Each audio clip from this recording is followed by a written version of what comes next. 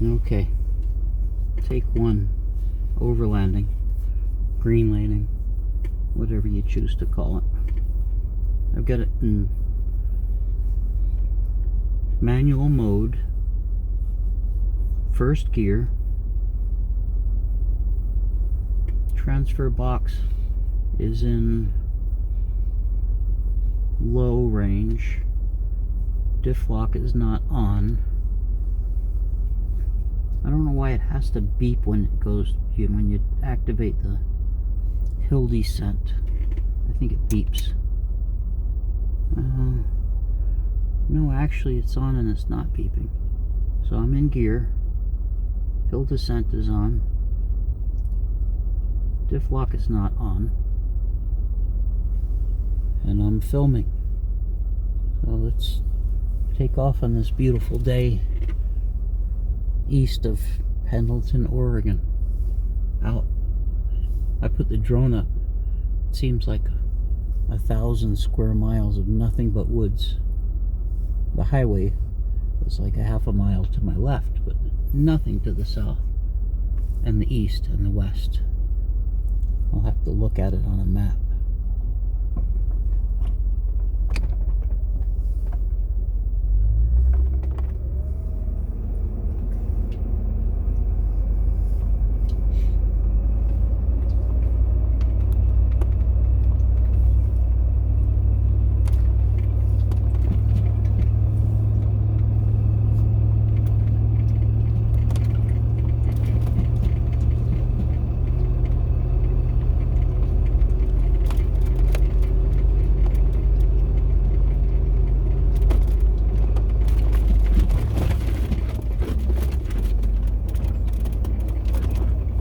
Don't think digital stabilization is going to have much effect there.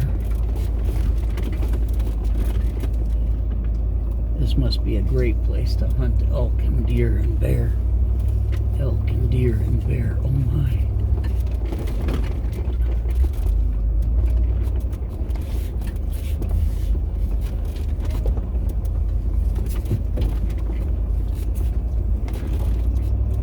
No road here where I'm going. Roads? We don't need no stinking roads.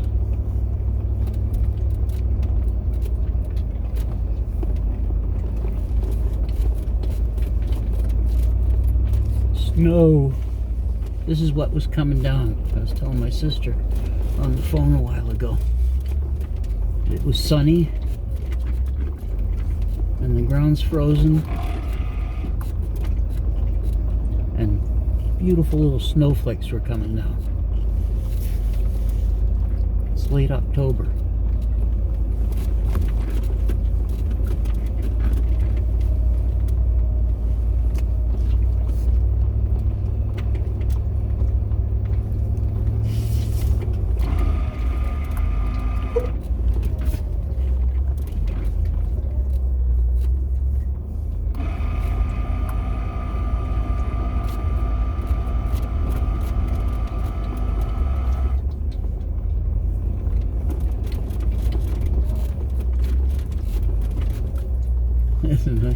Nice.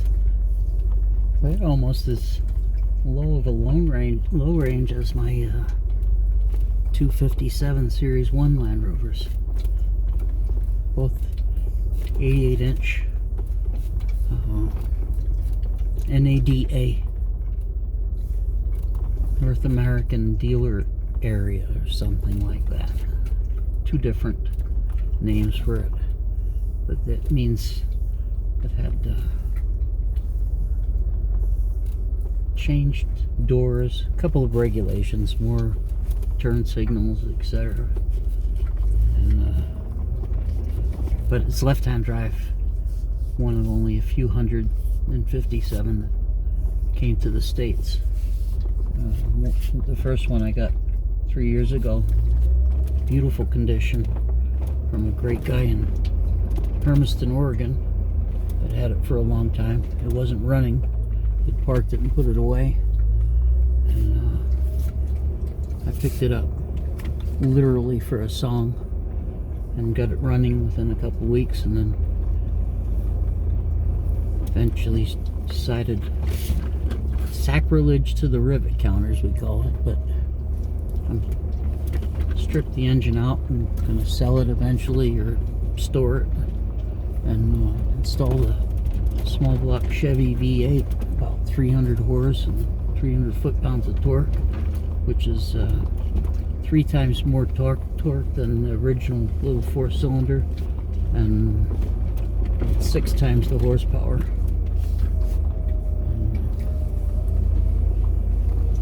And then I picked up another one last March. Drove up to Canada, and same model, except it's the station wagon model instead of a hatchback.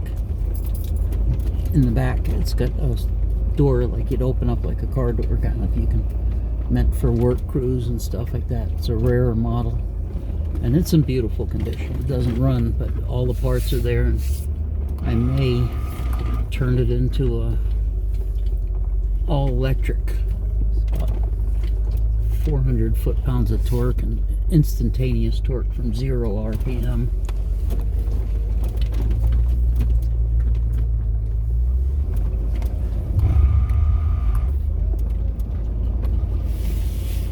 But they have, I think, the rear diff and front diff are in regular range, or like low range is like 488s or something.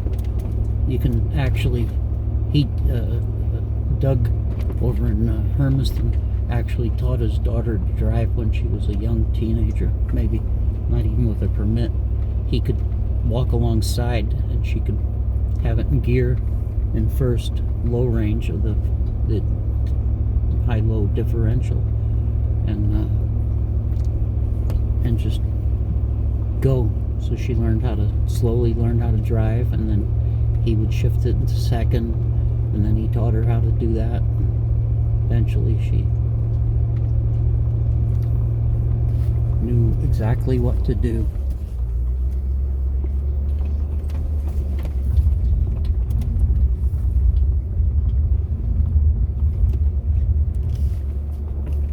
Now there's a road.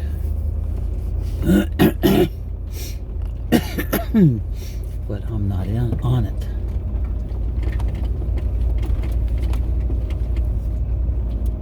I've got the hill descent on. This is a pretty neat feature. The originals was just you use the handbrake, which had a drum brake on the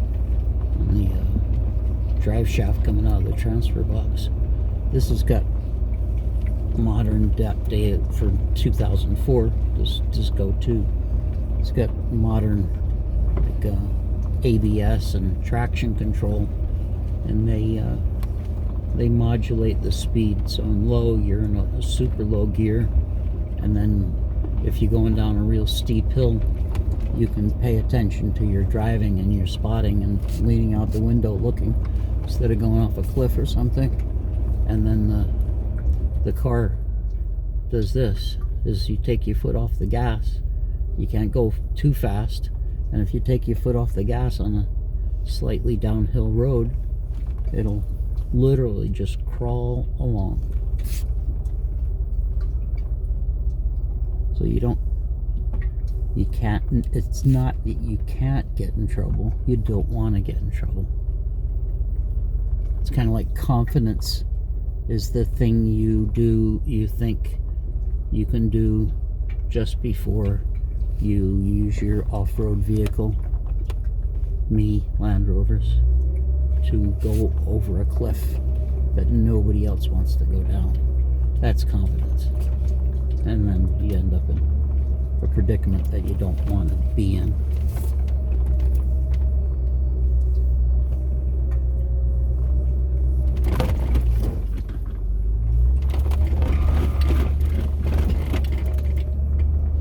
Yeah, I can hear the ABS pump doing something.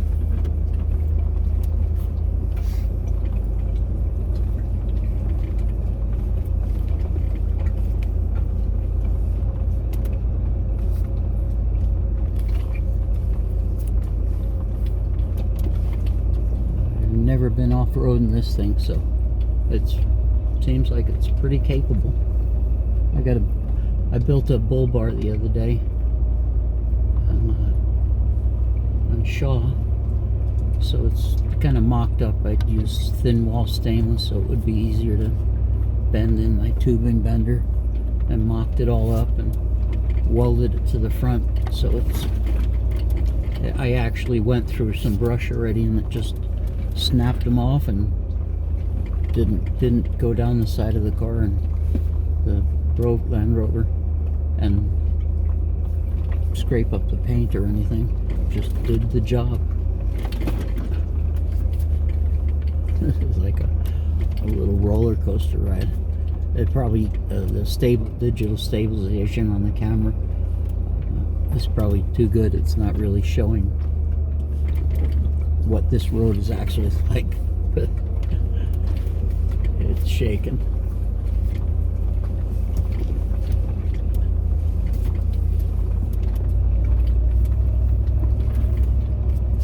Forget to turn my GPS on to see where I was, but I think I'm getting back to the original road. Yeah, there it is.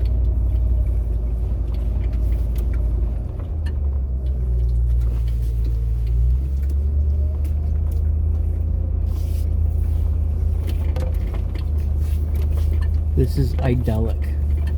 Literally, I think it's hunting season, and there's nobody parked at the trailhead. And you're not supposed to be on this road, but shh, don't tell anybody. And there's nobody here. Cold. It was like freezing this morning, sub freezing.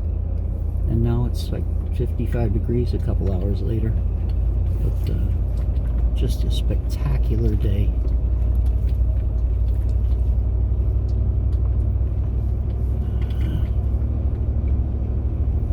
Gotta get back to civilization. Not there's any hurry. I'm gonna take my time.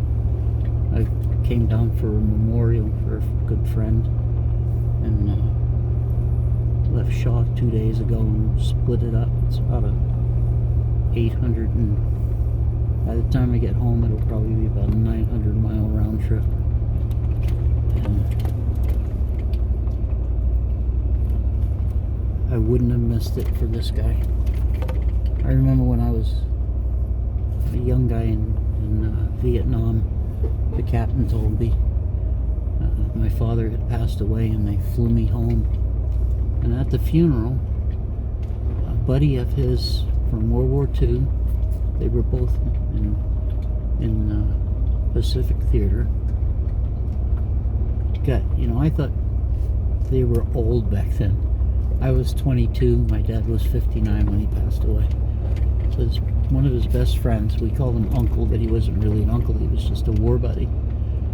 Got on his motorcycle, Harley Davidson handhead, and drove from Warren, Michigan to Long Island, Elmont, Long Island, and the cemetery for my dad's funeral and the burial.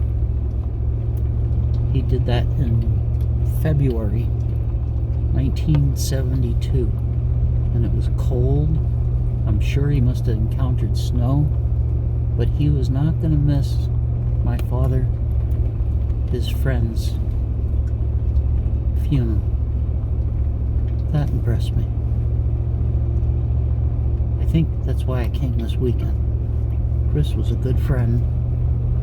I didn't know until very late. He didn't talk to some people about it, but he was battling cancer for 5 years, and finally, a few weeks ago, got the best of him. But his son Cassidy was with him. His wife preceded him. His wife's father, Cassidy's grandfather, Chris's father-in-law, passed away the week before. So it's been a tough time for the kid. I applaud everybody that packed the memorial hall and son gave a wonderful memorial. Touching, poignant, sad, funny.